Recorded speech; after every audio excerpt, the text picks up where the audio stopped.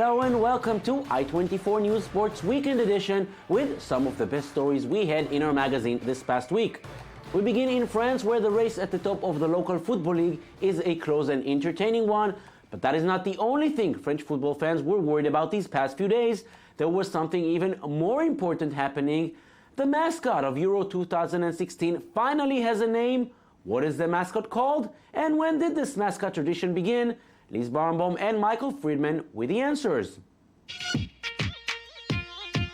The mascot for Euro 2016 has just been named.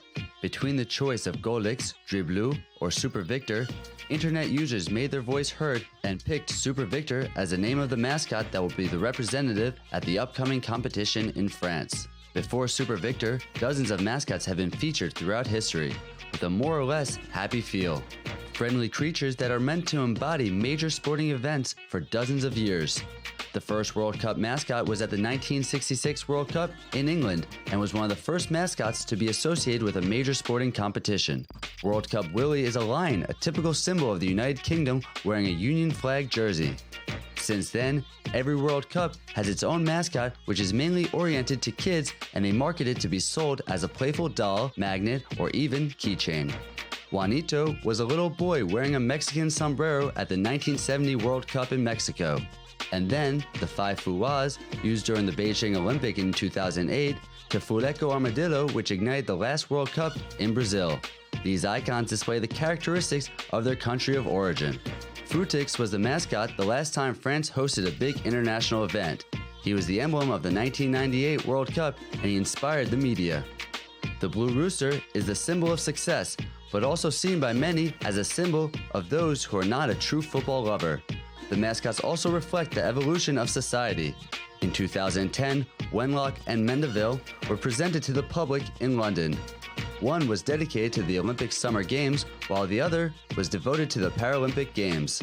This year, all the mascots of the Olympic Games gathered to welcome the newcomers, the figures of the Rio 2016 Olympic Games. The idea of inviting the mascots of other Olympic Games is precisely to create emotion, because adults, young people, and especially children are delighted to meet these characters. For the Paralympic Games, the mascot is a blue character covered with green and yellow leaves, the color of the Brazilian flag, symbolizing the rich flora of the country. The two creatures embody all of the diversity of Brazil. These are characters that always delight the young and old. I find them beautiful. They're too cute. The mission of the mascots sometimes exceeds their role as ambassadors. The stars of the Vancouver Winter Olympics in 2010 were Grizzly Sumi, Miga, the orca, and Mook Mook, the marmot. Those endangered species on exhibit provide public awareness. 86% of species at risk in British Columbia are at risk because of the degradation and the loss of habitat. Beyond their playfulness, these mascots mark the competition and generations. Super Victor will look to bring hope to the future and the games. Now to the Ballon d'Or. The winner will be named in exactly 1 month, but the criticism is already here.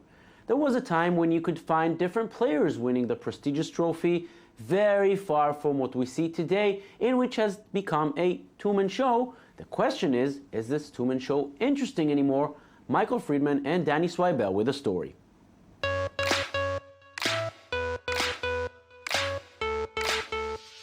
With the two biggest stars in football continuing to win the Ballon d'Or year after year, one question remains as to whether or not there is a need for this award.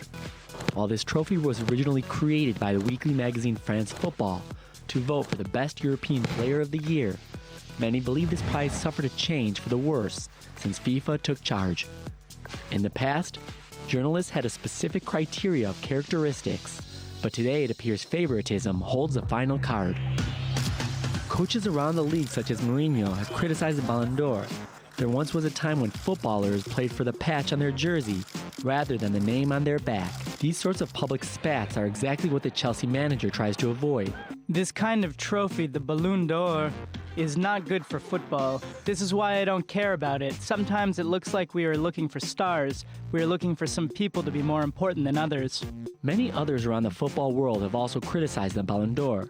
Michel Platini, former France midfielder and the first player to win this award 3 times in a row, claims that it once took into account results and titles, But today it no longer seems this way. The current UEFA president has caused controversy once again. Several players deserve the Ballon d'Or, but I'm of the opinion that in a World Cup year, this award should go to a world champion. Despite Manuel Neuer being the star in the previous World Cup and championship side for Bayern Munich, both Ronaldo and Messi are favored above him. If this trophy goes to a player who shined along with his team, Neuer would be clearly the winner. But is it hard to argue against Ronaldo winning? The superstar striker steps onto the pitch week after week, breaking records and even won the Championship League and Spanish Cup with Real Madrid. In an era where both Ronaldo and Messi, it is hard to imagine anyone else capturing any trophies. So what is the best way to choose the top player in the world? How can one even measure this criteria? Remember, football is a team sport, and you don't give a trophy to one player. And with me in the studio is I24 News football analyst Yoav Borovich. Hi, Yoav. Hi, Jonathan. Is this really interesting anymore? I mean, it's Messi, Ronaldo, and someone, probably Messi or Ronaldo winning it, the same way it has been since 2008. I find it boring, I'm sorry. I think, you can look at it that way. Kind of boring because those two players won it 6 times. Exceptional players, by the way. For sure. Of They're course. the best players of our generation, one of the best of all time. They won it between them 6 times. But I agree actually with what we saw in the story with what Michel Platini, the president of UEFA, said, that in a World Cup year, maybe a World Cup winning player should win it. And I think we have a great candidate this year. We have Manuel Neuer, which is the best goalkeeper in the world today. Really an exceptional goalie. Although Bayern Munich didn't win the Champions League, they did win it a year earlier. They did win the Bundesliga easily. They did win the World Cup. He was exceptional. Leo Messi did not win anything. Cristiano Ronaldo won the European Championship, but didn't win anything and else. Cristiano Ronaldo won the Ballon d'Or last year in a year in which Real Madrid did not win anything. Right. And again, he was exceptional, but the team did not win. Exactly. He's always exceptional, and Messi is always exceptional. Although I think Messi is a tad lower than he used to be, but still, maybe the best player in the world. But the Ballon d'Or is the trophy for the best player in the last year, and I think Manuel Neuer should get it, and I think it will be a nice message to show the world of football that also a goalkeeper can win the most prestigious cup. It's a great message for kids, for the fans of the game. Let's do something different this year. I think giving it to Messi, they gave Messi the best player of the World Cup. That was a joke. That was an atrocity. Everybody thought that. Everybody thought that, but those jokes are not funny. They're not good for football. They send the wrong message. It makes the game into a joke. We don't want that. I think this year, let's give it to Manuel Neuer. How about another message? Diego Godin, a defender, scored in the game that turned out to be the Spanish League final, scored in the Champions League final. Sergio Ramos, a defender, did not stop scoring at the end of last season for Real Madrid. Defenders were key players in their teams. Yes, not Messi and Ronaldo, not 50 goals per year, but key players. I agree. First of all, I think we don't have a lot of great defenders in world football. That's a problem. But I'll tell you what, you talked about Diego Godin, the great Uruguayan central defender for Atletico Madrid. If Atletico Madrid wins the European Championship from Diego Godin's goal, after Godin scored the winning goal for the championship in Spain, I take it away from Manuel Neuer, give it to Diego Godin, for sure. The fact that Atletico didn't win, the fact that Godin, he had a very good season. I agree. We should also think of defenders. Put them at least in the list of 23. Right. Yeah, exactly. Because we don't think of them as being as good as Messi and Ronaldo, and that's true. They're not as good. But in a special year like that, with Manuel Neuer, with Diego Godin, you can definitely think of those guys. They're just as deserving as Messi and Ronaldo. Absolutely, it's interesting to see. And Yoav, you're staying with us for our next subject. Qatar, as we all know, will host many big sporting events in the coming years. The climax will be the 2022 World Cup, but at what price? More foreign workers die as a result of the terrible conditions they have to work in. Their faces and stories are now being told. Lise Barenboim and Michael Friedman with those stories.